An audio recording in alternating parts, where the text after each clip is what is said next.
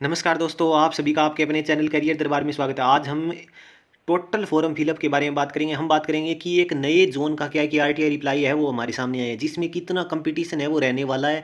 साथ ही अभी तक कितने जोन का आरटीआई रिप्लाई है वो हमें मिल चुका है और वहाँ पर सीट कंपटीशन कितना बैठ रहा है और वहाँ पर कितनी सीटें थी उनके बारे में बात करेंगे। साथ ही मैं बता दूँ कि वीडियो को शुरू से लेकर लास्ट तक जरूर देखना। आपका एक भी डाउट है वो इस जोन से संबंधित तो नहीं रहेगा। साथ ही मैं बता दूं कि हम जितना भी हमारा साइंस का पोर्शन है वो सभी पोर्शन इसी चैनल पर क्या है कि मैं आपको फ्री में प्रोवाइड करवा दूंगा। जितने भी टॉपिक वाइज नोट्स बनेंगे एनसीईआरटी से संबंधित वो सभी इसी चैनल पर क्या है कि मैं आपको फ्री में प्रोवाइड करवा दूंगा, जिसके लिए मैंने चैनल पर ऊपर क्या है कि कॉन्टैक्ट ईमेल आईडी डाल रखी है, तो वहाँ पर जाकर क्या है कि मेरे से कॉन्टैक्ट है वो कर सकता है। मैंने अभी तक जितने भी नोट्स बनाए हैं वो सभी उसको क्या है कि फ्री में प्रोवाइड करवा दूंगा।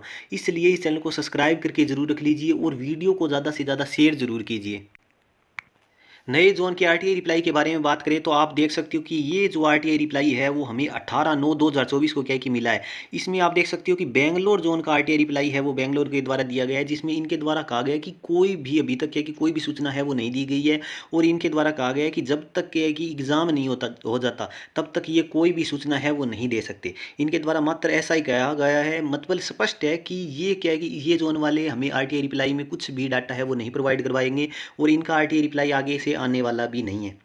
इसका मतलब तो साफ होता है। और यदि यहाँ पर मैं टोटल वैकेंसियों की बात करूँ तो यहाँ पर टोटल जो वैकेंसियाँ थी वो थी 397 वैकेंसियाँ यहाँ पर अच्छी खासी है, जिसके हिसाब से यहाँ पर क्या है कि फॉर्म है वो लगने वाले हैं। लेकिन इसका आरटीआई रिप्लाई है वो इनके द्वारा अभी तक कोई भी जवाब है नहीं दिया गया, कोई भी डाटा है वो इनके द्वारा नहीं बताया गया कि हमारे जोन से कितने फॉर्म है वो अभी तक भरे गए हैं।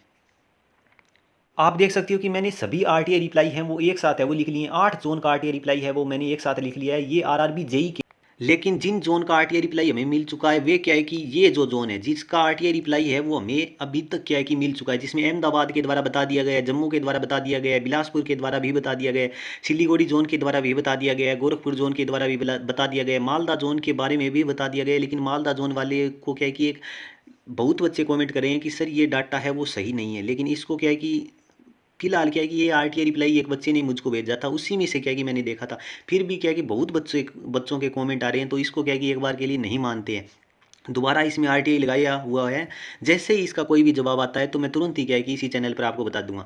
अगले जोन की बात करूं तो अगला जोन है रांची और चंडीगढ़ जोन, यानी इन सभी का क्या है कि अभी तक हमें ऑफिशियल आरटीआई रिप्लाई है वो मिल चुका है। और यदि यहाँ पर मैं आप देखो कि अहमदाबाद में 33,566 क्या है कि टोटल फॉर्म है वो भरे जा चुके हैं। और अहमदाबाद जोन में यदि मैं टोटल वैकेंसी की बात करूं तो यहाँ पर वैकेंसी थी 382 वैकेंसी, जिसमें पर सीट कंपटीशन जो बैठता है अहमदाबाद का वो बैठता है 87 का। यहाँ पर कंपटीशन आप देख सकते हो कि अच्छा खासा है, यानी फिर भी क्या है कि अहमदाबाद जोन को क्या है कि आप एक सेफ जोन है वो बिल्कुल मान सकते हो।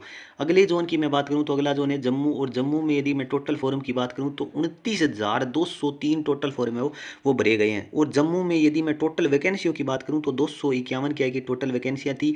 और यहाँ पर यदि मैं पर सीट कंपटीशन की बात करूँ तो 116 का क्या है कि पर सीट कंपटीशन है वो रहने वाला है। यानी इस जोन को आप मध्यम का जोन है वो मान सकते हो जम्मू में, यानी इस बार क्या है कि अच्छे खासे वो फॉर्म आए हैं वैकेंसी देखते हुए। अगले जोन की बात करूं तो अगला जोन है बिलासपुर जोन, और बिलासपुर जोन में 50,353 क्या है कि टोटल फॉर्म है वो आए हैं। और बिलासपुर जोन में यदि मैं टोटल वैकेंसियों की बात करूं तो बिलासपुर जोन में जो टोटल वैकेंसियां थी वो थी 472 वैकेंसियाँ।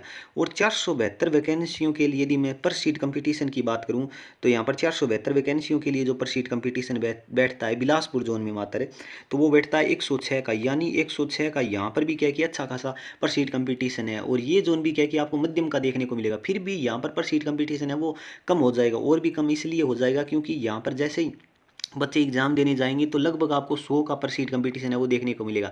यदि सीबीटी 1 के लिए देखा जाए तो बहुत ही कम कंपटीशन है इन जोनों में, क्योंकि अभी तक ये जितने भी मैंने जोन लिख रखे हैं उसमें कोई भी ऐसा जोन नहीं है जो डेंजर जोन की श्रेणी में रहा है। अभी तक कोई भी ऐसा जोन डेंजर जोन की श्रेणी में नहीं रहा है।